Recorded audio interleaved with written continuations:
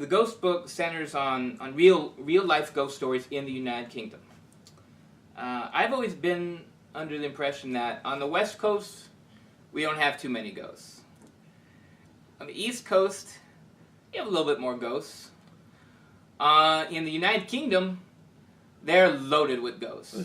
And I always believed, perhaps falsely, that this was because we live in the New World that doesn't have too much history. United Kingdom is from the Old World that has a lot of history, a lot of death, a lot of opportunities for ghosts, I guess you could say. Wanted, ghost to haunt house. Halloween through Christmas. Part-time available. Okay. Only work nights.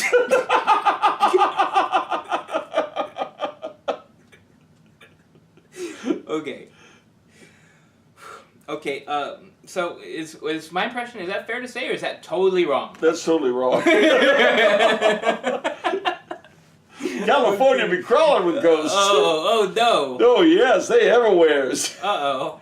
No. I mean, you can you have ghost hunting societies in every square corner of this state of ours. Oh no. The fabulous Aztec Hotel up there on Foothill Boulevard is supposedly crawls now. No. I mean, you go to any tourist-oriented store, and there'll be books about local ghosts throughout this great land of ours, from the East Coast to the West. This land is their land. This land is their land. Anyway, no. Every area has ghost stories. It's interesting that Stephen King was inspired to write The Shining because he thought he saw a ghost. Oh yeah, in the Colorado. Yeah. The hotel in Colorado. Stanley Hotel. The Stanley. He saw a little girl, and so that inspired him. She turned into twins, and that was The Shining. The ghost show I used to watch, Ghost Hunters, they did an episode on Stanley Hotel. That place is crazy. That place is seriously haunted. Well, as is the Biltmore in downtown LA. Oh no. Oh yes. I want to think that the ghosts are far away from me in other states, not like across the street. Isn't that your Aunt Matilda? No, don't do that. You know, ghosts for some people, it's sort of like Jaws. You know, like Jaws, with Jaws, it's like, okay, I'm scared to go in the water because I'm afraid that I'll be eaten by a shark. But ghosts, it's worse, because with ghosts, it's like, okay, I'm scared to be in my room late at night alone because then a ghost will eat me. Well, if it makes you feel better, I don't think any ghost anywhere has ever eaten anyone, so you're safe. But I always think of this French lady, I think her name was Defron, something like that, or Gaffon, anyway, whatever her name was. She ran a salon in Paris where some of the brightest wits of the day would gather. And she was asked once, Madame, what do you think of ghosts? She says, oh, I don't believe in them, of course, but I'm very much afraid of them. That doesn't make any sense. That does. Because, you see, we like to control our environment. And ghosts, in a weird way, represent a lack of control. Mm.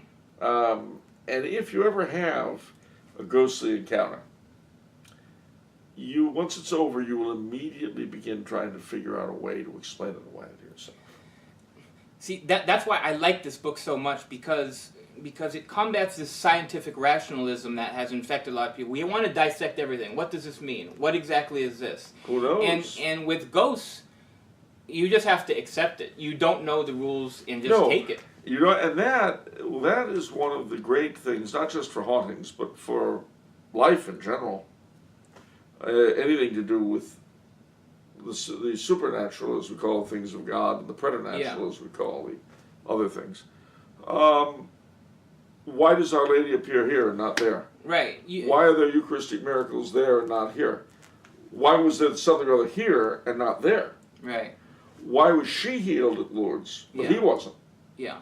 Well, M.R. James, who's quoted in the book, great ghost story writer himself, he was asked if he believed in ghosts, and his response covers not just ghosts, but everything like that. These things happen, depend upon it. but we do not know the rules. I love it. We don't. And Yeah. we can't. You shouldn't need this scientific approach to dissect heaven realities in order to believe in heavenly realities. Yeah, I mean, I am very happy and very much in favor of subjecting miraculous healings or supposed hosts turned to flesh and wine to blood to the most rigorous scientific testing possible. But that's the point. Once you get past testing whatever physical evidence there is, that's it. Yeah. You're left. You're done. And of course, when something happens to you and there is no physical evidence, it just happened. There's nothing more to be said. I should add though that it's always important to remember, whether it be a demonic possession and requisite exorcism, or Great Aunt Fanny walking through the green room at 12 o'clock every Thursday night, or fairies dancing around the green. None of this stuff happens without God's permission. There is an intelligence at work. Nothing is random, especially in this area. So, if you ever see a ghost, and mind you, as he points out, we as Catholics are not allowed to seek them out in the sense of Ouija boards or seances or anything like that. The Church does not allow us to conjure them. As far as our being allowed to see them, well, he makes the comment, that's like saying, oh, does the Church allow us to see passing cars? Wow. Things happen. Yeah. But it's important to remember that there is an intelligence at the back of it all, and that intelligence desires our salvation.